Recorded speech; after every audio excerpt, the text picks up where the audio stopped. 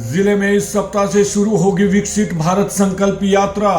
हर रोज जिले के 4 गांवों को किया जाएगा कवर। आयोजन स्थल पर ही कर सकेंगे सरकारी सेवाओं के लिए आवेदन।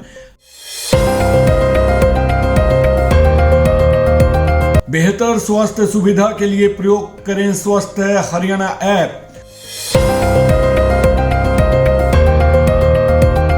31 जनवरी तक होंगे डॉक्टर भीमराव अंबेडकर छात्रवृत्ति योजना के लिए ऑनलाइन आवेदन।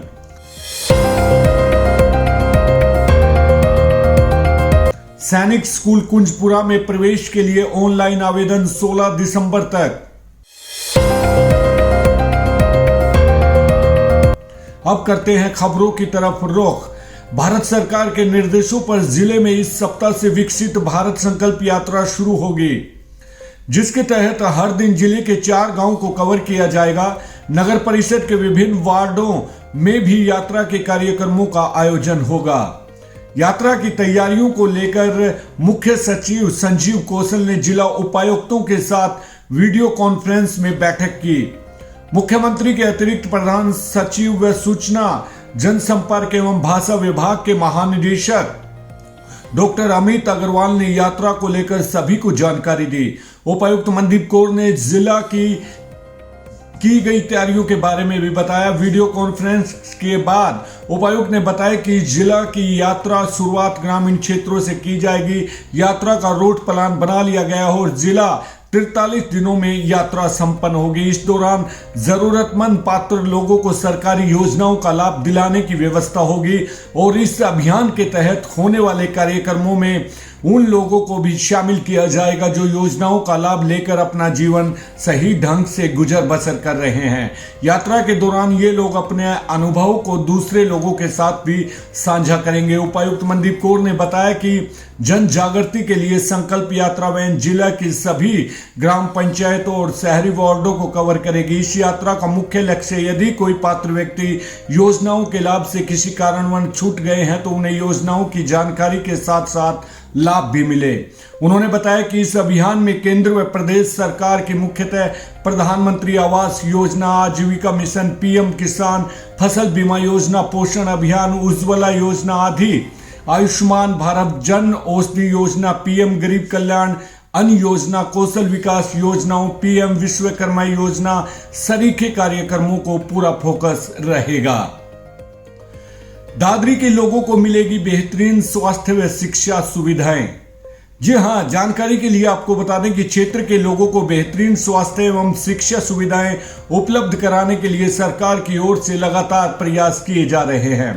सालों तक क्षेत्र में शिक्षा व स्वास्थ्य सुविधाओं को लेकर नेताओं और सरकारों ने कुछ नहीं किया। वर्तमान सरकार ने जिला में मेडिकल कॉलेज सहित सरकारी कॉलेज खोलने की मांग को पूरा किया है। अब जल्द ही मेडिकल कॉलेज का निर्माण कार्य शुरू होगा।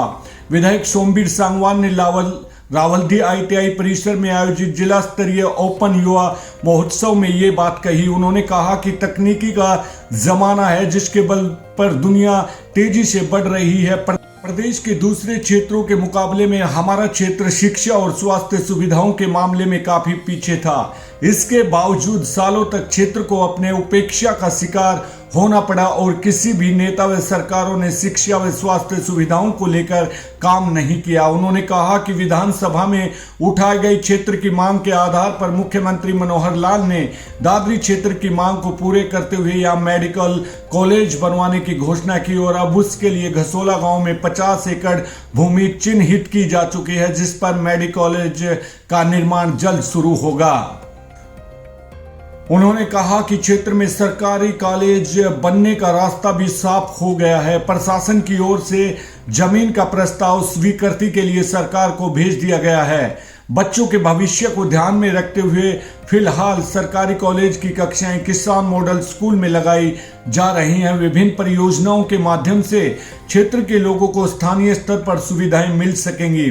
उन्होंने युवाओं को संबोधित करते हुए कहा कि आज युवा नशे की लत में पड़ रहे हैं और अपराध की तरफ जा रहे हैं, जिससे उनका जीवन खराब हो सकता है। ऐसे में युवाओं को अपनी मेहनत एवं काबिलियत के तौर पर समय का सदुपयोग करते हुए आगे बढ़ने की जरूरत है। सतत विकास लक्ष्यों में की गई मेहनत रंग लाती है। कार्यक्रम में उपायुक्त मनदीप कौर ने कहा कि युवा अगर सतत विकास लक्ष्यों में बताए गए विभिन्न 17 बिंदुओं को अपनाकर चलेंगे तो उनकी कामयाबी होने से कोई नहीं रोक सकता। सामाजिक सद्भावना, आर्थिक विकास और वातावरण संरक्षण इन लक्ष्यों के मुख्य बिंदु हैं और युवा महोत्सव जैसे कार्यक्रमों में इन्हीं बिंदुओं पर फोकस किया जाता है। उन्होंने कहा कि किसी भी प्रतियोगिता में जीत और हार निश्चित है। हार व जीत को सहजता से स्वीकार करना चाहिए और प्रतियोगिता के दौरान पूरी मेहनत के साथ भाग लेना चाहिए। उपायुक्त ने युवा महोत्सव के लिए सभी प्रतिभागियों को शुभकामनाएं दी और पारदर्शी आयोजन सुनिश्चित करने को कहा। 31 जनवरी तक होंगे डॉक्टर भीमराव अंबेडकर छात्रवृत्ति योजना के लिए ऑनलाइन आवेदन। जानकारी के लिए आपको बता दें कि सामाजिक न्याय एवं अधिकारिता विभाग की ओर से वर्ष 2023-24 की अवधि के लिए डॉक्टर भीमराव अंबेडकर मेधावी संशोधित छात्रवृत्ति योजना के तहत सरल पोर्टल पर ऑनलाइन आवेदन आमंत्रित किए हैं। छात्र आगामी 31 जनवरी 2024 तक आवेदन कर सकते हैं। उपायुक्त मनदीप कौर ने बताया कि अनुसूचित वर्ग के जिन शहरी विद्यार्थियों के कक्षा 10वीं में 70, कक्षा 12वीं में 75 व स्नातक कक्षाओं में 65% अंक है, वे इस छात्रवृत्ति के लिए आवेदन कर सकते हैं। इसी प्रकार गांव में अनुसूचित वर्ग के विद्यार्थी कक्षा 10वीं में 60, 12वीं में 70 व स्नातक में 60% अंक होने चाहिए। इसी प्रकार पिछड़ा वर्ग ए के शहर में रहने वाले विद्यार्थियों में मैट्रिक में 70% और ग्रामीण क्षेत्र में 60% अंक होने चाहिए। पिछड़ा वर्ग बी के शहरी छात्र या छात्रों के मैट्रिक में 80 एवं ग्रामीण विद्यार्थी के 75% अंक होने चाहिए, तभी वह योजना का पात्र होगा। उन्होंने बताया कि इन विद्यार्थियों को 8,000 रुपये 10वीं पास होने पर, एसएससी आवेदक को 12वीं पास होने पर 8 से 10,000 रुपये, स्नातक पास होने पर 9 से 12,000 रुपये आगे की पढ़ाई के लिए दिए जाएंगे। उन्होंने बताया कि डॉक्टर भीमराव अंबेडकर मेधावी छात्र संशोधित योजना के लिए विद्यार्थी परिवार की वार्षिक आय 4 लाख रुपए से कम, प्रमाण पत्र, रिहायशी प्रमाण पत्र, बैंक पासबुक, वर्तमान अध्ययनरत कक्षा का आईडी कार्ड या प्रमाण पत्र, मार्कशीट, फैमिली आईडी आदि दस्तावेज आवेदन के साथ लगाने होंगे। बेहतर स्वास्थ्य सुविधा के लिए प्रयोग करें स्वस्थ हरियाणा ऐप। नागरिक अस्पताल में स्वास्थ्य जांच के लिए आने वाले आम जन व भीड़ की लंबी लाइनों से बचने के लिए स्वास्थ्य हरियाणा ऐप का इस्तेमाल कर सकते हैं। इस ऐप के माध्यम से मरीज प्रदेश में किसी भी नागरिक अस्पताल में इलाज करवाने के लिए रजिस्ट्रेशन करवा सकता है। उपायुक्त मनदीप कौर ने बताया कि यह app Google app play store पर भी उपलब्ध है। इस ऐप के माध्यम से अस्पताल में जाने से पहले मरीज घर बैठे अपना एडवांस रजिस्ट्रेशन करवा पाएंगे, जिससे अस्पतालों में लगी भीड़ सुव्यवस्थित तरीके से प्रबंध किया जा सकेगा। मरीज को लाइन में नहीं लगना पड़ेगा, वह सीधा जाकर अपने डॉक्टर के पास इलाज करवा सकता है। यही नहीं, डॉक्टर द्वारा लिखे टेस्ट जो भी रिपोर्ट होगी, मरीज उसे इस ऐप के माध्यम से घर बैठे अपने मोबाइल पर देख सकेगा। इस ऐप में मरीज की सारी हिस्ट्री स्टोर रहेगी। उन्होंने बताया कि इस मोबाइल ऐप में कोई सुविधा हैं जिनमें ब्लड बैंक की जानकारी, जच्चा बच्चा देखभाल, टीकाकरण संबंधी जानकारी भी उपलब्ध रहेगी। ऐप के माध्यम से मरीज अपना एडवांस रजिस्ट्रेशन करवाने के साथ ही अपना पुराना रिकॉर्ड भी देख पाएंगे। मरीज अपनी इच्छा से किसी भी स्वास्थ्य संस्थान और ओपीडी का चयन कर सकते हैं। साथ ही ऐप पर सभी की जांच का रिकॉर्ड तिथि अनुसार उपलब्ध होगा और मरीजों को इस ऐप के द्वारा निकटतम ब्लड बैंक की जानकारी भी उपलब्ध होगी। सैनिक स्कूल कुंजपुरा में प्रवेश के लिए ऑनलाइन आवेदन 16 दिसंबर तक। अब खबर विस्तार से। सैनिक स्कूल कुंजपुरा में 2024-25 में कक्षा 6ठी और 9वीं में प्रवेश के लिए ऑनलाइन आवेदन आमंत्रित किए गए हैं। आवेदन की तिथि 16 दिसंबर 2023 है। इच्छुक विद्यार्थी 16 दिसंबर तक आवेदन कर सकते हैं। सरकारी प्रवक्ता ने बताया कि उक्त कक्षाओं में प्रवेश के लिए 21 जनवरी 2024 को परीक्षा आयोजित की जाएगी। अधिक जानकारी के लिए सैनिक स्कूल कुंजपुरा की वेबसाइट पर रिपोर्ट देखी जा सकती है। खुशियों की दीवार के द्वारा काफी 7 सालों से जरूरतमंद और असहाय लोगों की सेवा कर रही है और इसमें शहरवासियों और आसपास के गांव के लोगों का काफ़ी सहयोग है, जिसकी बदौलत रिश्तों की गर्माहट अभियान चलाया हुआ है। पीपीटी न्यूज आप सभी लोगों से अपील करती है कि अगर आपके घर में आवश्यकता से अधिक कोई भी सामान है जो प्रयोग में नहीं लाया जा रहा, तो आप उसको खुशियों की दीवार तक लेकर आ सकते हैं या किसी भी जरूरतमंद को अपने आसपास आप स्वयं भी दे सकते हैं। तो इसी को लेकर खुशियों की दीवार ने एक अभियान चला रखा है जिसका नाम रखा है रिश्तों की गर्माहट। जी हाँ, जानकारी के लिए आपको बता दें कि रिश्तों की गर्माहट बहुत जरूरी है। इससे रिश्ते बरकरार रहते हैं, एक दूसरे की सहायता हो जाती है और किसी गरीब असहाय लोग की इस सर्द मौसम में अगर मदद हो जाए तो इससे ज़्यादा पुण्य की बात कोई नहीं हो सकती। इसीलिए ये रिश्तों की गर्माहट अभियान चलाया जा रहा है और इसी के तहत लोगों की भरपूर मात्रा में मदद की जा रही है। रिश्तों की गर्माहट अभियान खुशियों की दीवार के द्वारा चलाया अभियान है, जिससे काफी जरूरतमंद और असहाय लोगों की मदद हो रही है और इस अभियान की चारों तरफ प्रशंसा बनी हुई है। जब से मानव सभ्यता इस दुनिया में आई है, शायद तभी से रिश्ते भी अस्तित्व में हैं। रिश्ते मतलब कि एक दूसरे से किसी भी प्रकार से जुड़ना। रिश्ता कैसा भी हो, रिश्ते में गर्माहट बहुत जरूरी है। रिश्तों की गर्माहट अभियान के चलते हुए जिलों के विभिन्न स्लम इलाकों पर जरूरतमंद लोगों को जरूरत का सामान मुहैया करवाया जाता है। मानव जीवन का उद्देश्य है कि अपने मन, वचन और काया से औरों की मदद करना। हमेशा ये देखा गया है कि जो लोग दूसरों की मदद करते हैं उन्हें कम तनाव रहता है, मानसिक शांति और आनंद का अनुभव होता है। जी सर, आज खुशियों की दीवार पर पहुंचे हैं। हाँ। क्या कुछ लेकर पहुंचे हैं? भाई ये किताबें जो हैं वो हैं जो 10th तक की 6th, 7th, 8th, 9th, 10th की, तो ये किताबें जो खुशियों की दीवार पर दे रहे हैं ताकि जो बच्चों को किताबें नहीं मिल पाती वो बच्चे पढ़ें और आगे मतलब उनका अपने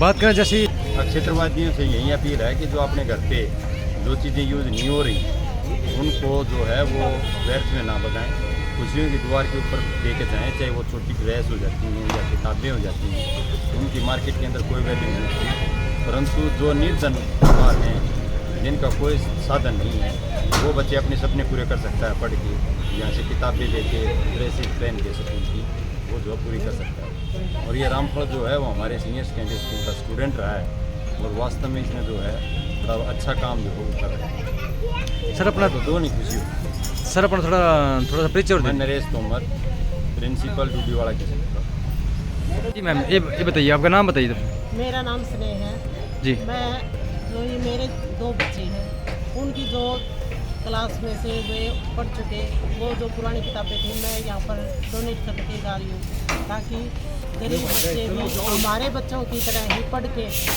और उनकी कर सकें। मैम आमजन को क्या बेचन आम देते हैं? लोगों को जितना भी जरूरत का सामान हो या ज़्यादा से ज़्यादा यहाँ दे के जाए ताकि ज़रूरतमंदों का सहारा बन सके।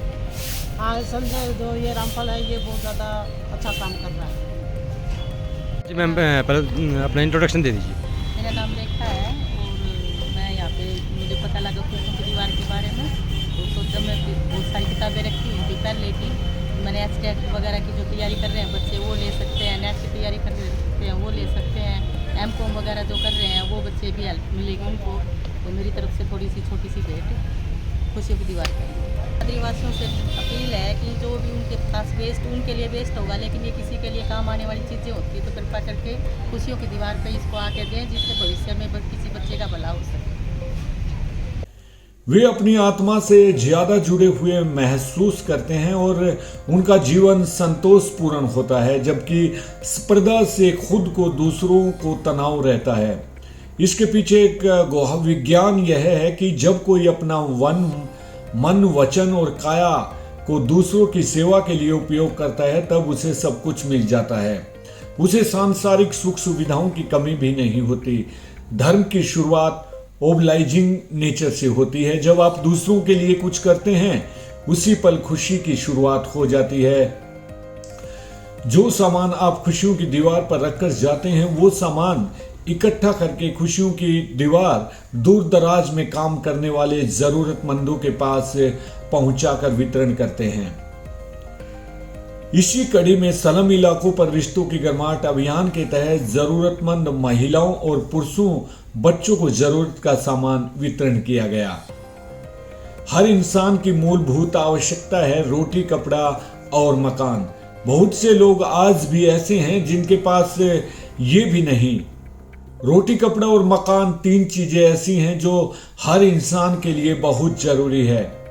भूख मिटाने के लिए रोटी जरूरी है और तन को ढकने के लिए कपड़ा जरूरी है। और इसी प्रकार देखा जाए तो बाढ़, भूकंप, प्राकृतिक आपदाओं आदि से खुद को सुरक्षित रखने के लिए मकान होना भी जरूरी है। लेकिन इस दुनिया में बहुत से लोग ऐसे हैं जिनके पास रहने के लिए घर नहीं, वो सड़कों पर या कभी रैन बसेरों में ही सोकर अपना वक्त गुजारते हैं।